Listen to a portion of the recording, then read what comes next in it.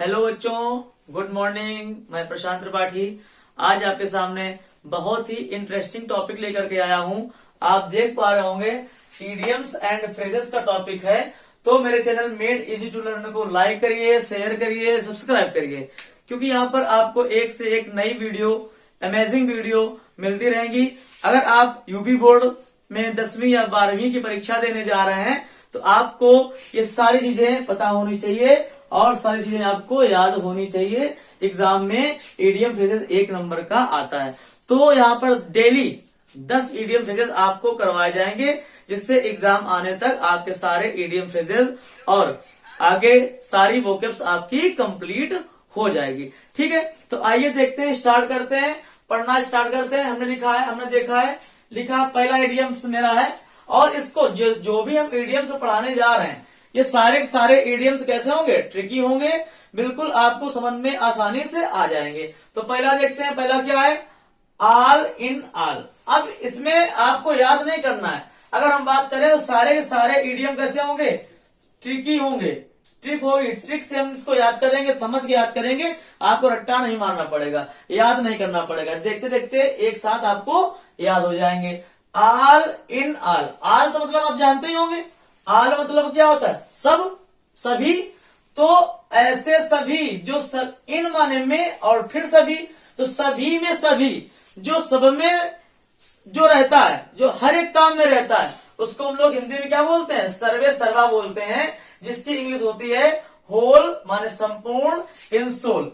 जो सब में सब रहता है उसको क्या बोलते हैं? सर्वे सर्वा बोलते हैं। आप जानते भी होंगे, ये दैनिक जीवन में हम लोग काफी बोलते हैं। ठीक है, तो इसको बोलते हैं होल एंड सोल। इसको याद करना बिल्कुल आसान है। ऑल इन ऑल, सर्वे सर्वा, जो सब में सब हो जाता है, सब में सब मिल जाता है, उसको ऑल इन ऑल बोलते हैं। ठीक है, दूसरा पढ़ते हैं एट, सिक्सेथ एंड सेवेंथ। तो इसका मतलब होता है, जो इसका अर्थ होता है वो होता है इन डिसऑर्डर, मतलब कि इन माने में और डिसऑर्डर जो क्रम में, ऑर्डर मतलब क्रम, उसका उल्टा हो गया डिस, लगने से अपोजिट बन जाता है कोई भी वर्ड, तो क्या हो गया? जो क्रम में ना हो। तो कैसे याद करेंगे? लिखा है साफ साफ, सिक्सेथ, कभी कभी सिक्सेथ नंबर पे है, 6 नंबर पे है, कभी कभी कोई व्यक्ति 7 नंबर पे है। तो अगर कहीं 6 और 7 पे जा रहा है, 6 पे है, कभी 7 पे है, तो उसका क्रम मतलब कि सही नहीं है। कैसा है? मतलब कि वो डिसऑर्डर में है, मतलब उसका क्रम अव्यवस्थित है, व्यवस्थित नहीं है। ये भी याद हो गया होगा। तीसरे पे आते हैं, लिखा है add fuel to fire. Fuel मतलब क्या होता है? ईंधन होता है, या कुछ भी ईंधन में हो सकता है, घी डाल सकते हो, पेट्रोल डाल सकते हो। तो लिखा add fuel to the fire. Fire जानते हो, मतलब कि साफ साफ इसका अर्थ निकल रहा है, बहुत सिंपल है। फायर मतलब आग, एड माने जोड़ देना। क्या जोड़ देना? फ्यूल को जोड़ देना। मतलब अगर किसी भी आग जल रही है, उसमें आप फ्यूल को डाल देते हैं, किसी भी ईंधन को डाल देते हैं, तो आग कैसी होती? और तेज जलने लगती है।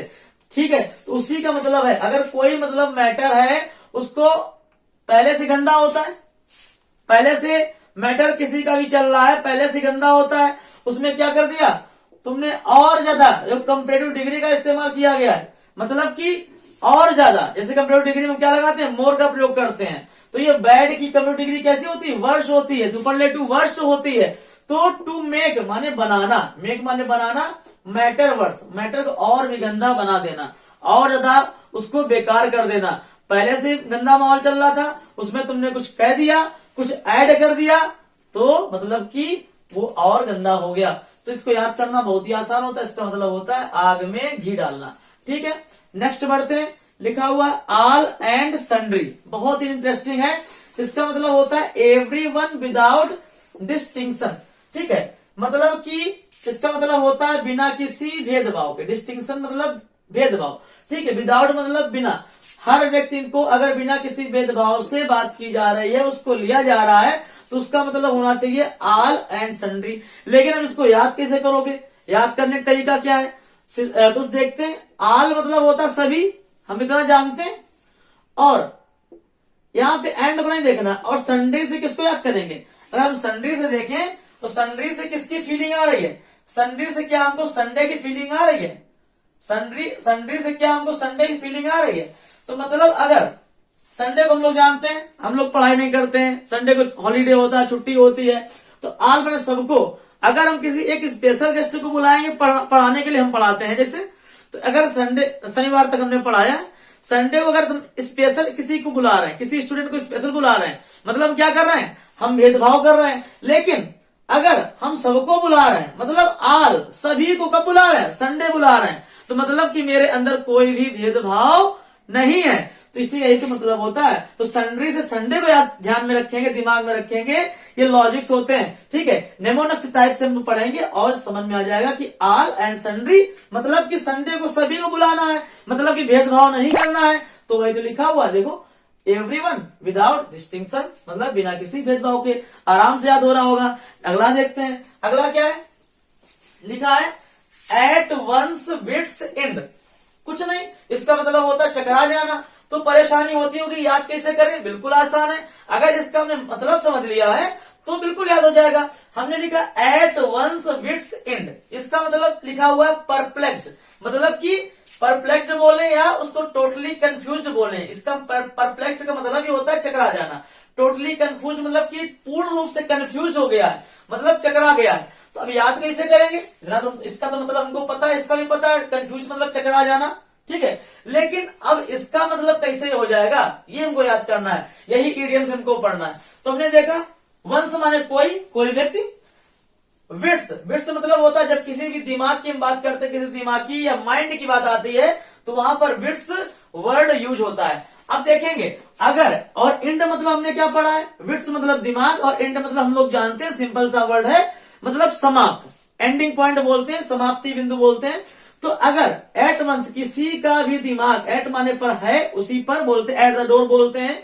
तो एट माने स्थान की बात करता है। अगर किसी भी विट्स माने दिमाग या माइंड एंड पॉइंट पे चला जाता है, मतलब तो अगर हमने कोई बात पूछी, और कभी कभी आपके साथ भी होता होगा कि दिमाग बिल्कुल एंड पॉइंट पे चला जाता है, मतलब दिमाग उस समय काम नहीं करता है, और हम लोग बोलते हैं अरे ये हो गया, मतलब कि व्यक्ति कैसा होता है, चकरा जाता है, ठीक है।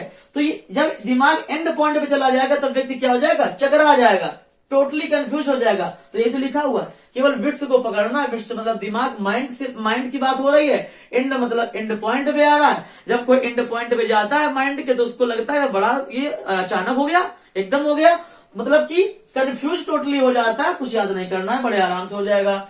एवब बोर्ड का मतलब होता है ईमानदार और स्पष्ट। हम तो एवं मतलब क्या होता है, ऊपर। इन्हीं वर्ड से इनकी मीनिंग हम लोग निकालेंगे। एवं मतलब क्या होता है, ऊपर। बोर्ड, मेरा बोर्ड टंगा हुआ है, हमने यही देखा, सिंपल सी मीनिंग है। तो अगर बोर्ड के ऊपर कोई भी चीज लिखी हुई है, बोर्ड के ऊपर कोई भी चीज लिखी हुई है, तो उसमें क्या होगा, वो स्पष्ट दिखाई पड़ेगी।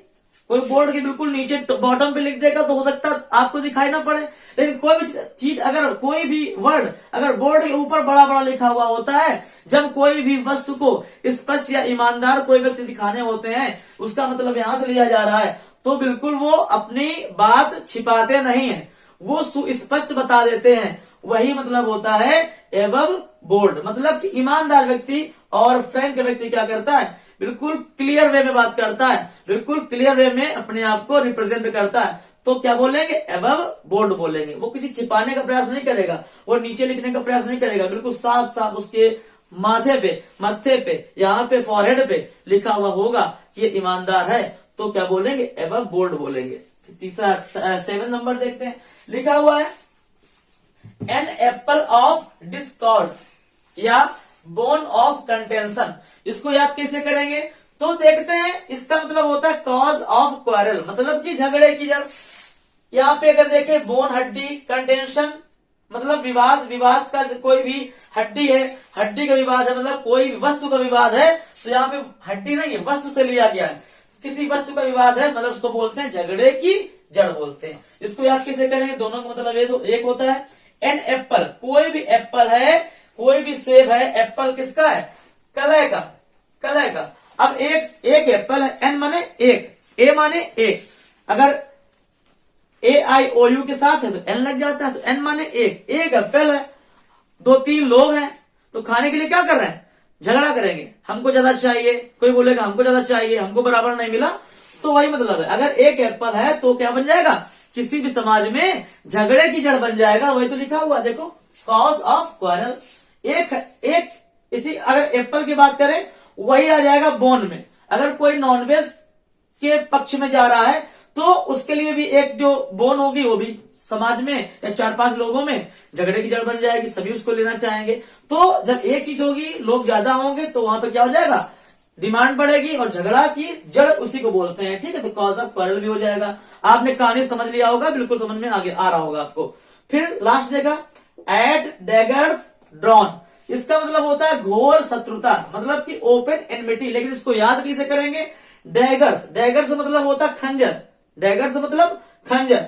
और जब कभी ड्रॉन की बात आती है, ड्रॉन मतलब दोनों पक्षों में समान रूप से, दोनों पक्षों में अगर समान रूप से क्या है, खंजर है, वो भी एक लिए खंजर खड़ा है, वो भी एक तलवार लिए खड़ा है, खंजर लिए खड़ा है, तो मतलब क्या हो जाएगा, लिखा ओपन। अब मतलब कि खुली शत्रुता चल रही है, मतलब कि अब कोई छिपा के वार नहीं कर रहा है, तुम भी सामने से आओ और हम भी सामने से वार कर रहे हैं, मतलब कि कोई छिपा के वार नहीं कर रहा है। तो इसको बोलते हैं ओपन इनमिटी, मतलब कि घोर शत्रुता। जब घोर शत्रुता होती है, आपने देखा भी होगा फिल्मों में, दोनों पक्ष से आमने सामने हथियार लेकर के आ जाते हैं, उसको बोलते हैं ओपन एनमिटी। जब ओपन नहीं होता तो लोग क्या करते हैं, अंदर अंदर से काम करते हैं, किसी किसी का नुकसान पहुंचाने का प्रयास करते हैं। लेकिन वो तब तक होता है जब तक शत्रुता ओपन नहीं होती है। जब शत्रुता ओपन हो जाती है तो दोनों पक्ष में खंजर आमने सामने आ जाते हैं।